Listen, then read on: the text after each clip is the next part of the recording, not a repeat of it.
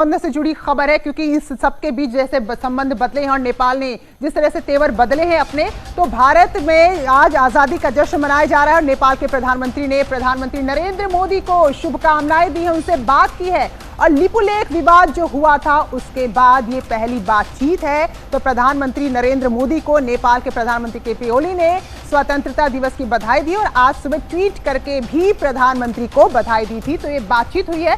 अमूमन अगर नेपाल की बात करें तो हमारा बड़ा शांतिप्रिय पड़ोसी रहा है, लेकिन इन दिनों की उसकी जो हरकतें हैं, वैसे मधेशी आंदोलन के बाद से अगर हम देखें तो चीजें बिगड़ती चली गई। और ओली के प्रधानमंत्री बनने के बाद बहुत सारे विवाद हुए हैं। अगर हालिया विवाद आप देखें तो अब नेपाल कह रहा है कि भाई राम जन्मभूमि जो असली है वो नेपाल में है। इससे पहले लिपुलेख का विवाद है। और पिथौरागढ़ की उधर उत्तराखंड की सीमाओं से लगी बात करें, उत्तर प्रदेश से सीमाओं से लगी बात करें, वहां भी नेपाल ने कई तरह के रंग दिखाए हैं। उसका जो नक्शा है वो विवादों में रहा है।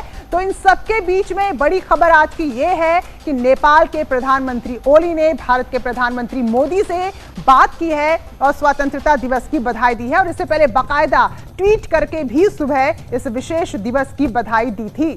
तो अब इसके बाद आगे क्या इसे ये माना जाए कि कुछ अब नेपाल की समझ में आ रहा है?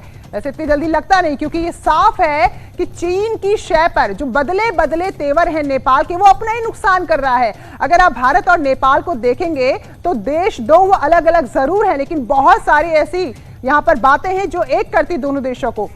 और इन सब के बीच बड़ी खबर कि दोनों देशों के बीच प्रधानमंत्री के बीच बातचीत हुई है।